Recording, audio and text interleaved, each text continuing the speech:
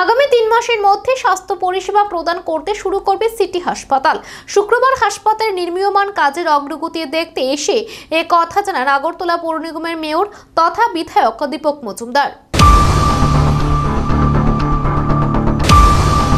রাজধানীর প্রধান রেফারেল হাসপাতাল এজিএমসি তথা জিবি হাসপাতাল এবং আইজিএম হাসপাতালে রোগীর চাপ ক্রমশ বৃদ্ধি পাচ্ছে।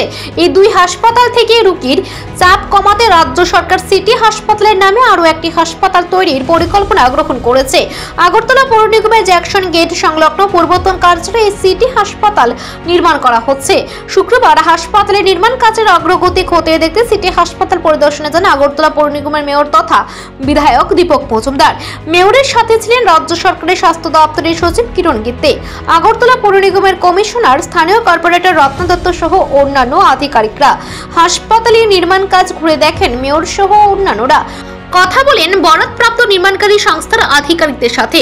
পরে সাংবাদিকদের মুখোমুখি হয়ে মেয়র তথা বিধায়ক দীপক মজুমদার বলেন, হাসপাতালের নির্মাণ কাজের অগ্রগতি খতিয়ে দেখতে পরিদর্শনে এসেছেন তিনি। দ্রুত গতিতে এগিয়ে চলছে নির্মাণ কাজ। সবকিছু ঠিকঠাক থাকলে পরে আগামী 3 মাসের মধ্যে পরিষেবা প্রদান করতে শুরু করবে সিটি হাসপাতাল। মেয়র আরও জানান, আইজিএম এবং জিবি হাসপাতালে চাপ কমাতেই এই হাসপাতাল গড়ে তোলার পরিকল্পনা গ্রহণ করেছে রাজ্য সরকার। তবে এর দেখভাল এবং পরিচালনার দায়িত্বে থাকবে আগরতলা পৌর নিগম কর্তৃপক্ষ।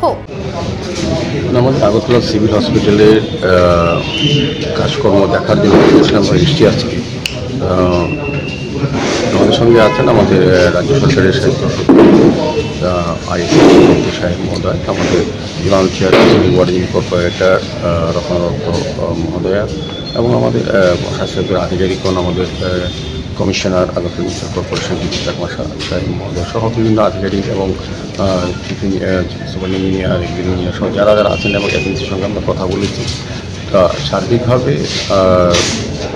কাজটা কতটা এগিয়েছে বা কতটা করা হয়েছে এবং কী কী প্রয়োজনীয়তা আছে সেই বিষয়ে দেখা এবং আলোচনা করার উদ্দেশ্যে আজকে এখানে আসা মূলত। তবে কাজের অগ্রগতি কিছুটা আছে। আমি বলব যে আগামী 2-3 মাসের মধ্যে আমরা জনসাধারণের কাছে তুলে দিতে পারবো ব্যবহারের জন্য হসপিটালটা। মূলত আগরতলা শহরে দুটি মেন। এদিকে এই হাসপাতাল নির্মাণ করতে বাজেট ধরা হয়েছিল 100 কোটি টাকা। জানা গেছে পরিবর্তিত পরিস্থিতিতে এর বাজেট কিছুটা বাড়ছে। ফেব্রুয়ারি মাস থেকে শুরু হবে হাসপাতালে যন্ত্রপাতি প্রতিস্থাপনের কাজ। Bureau report, Asian Times.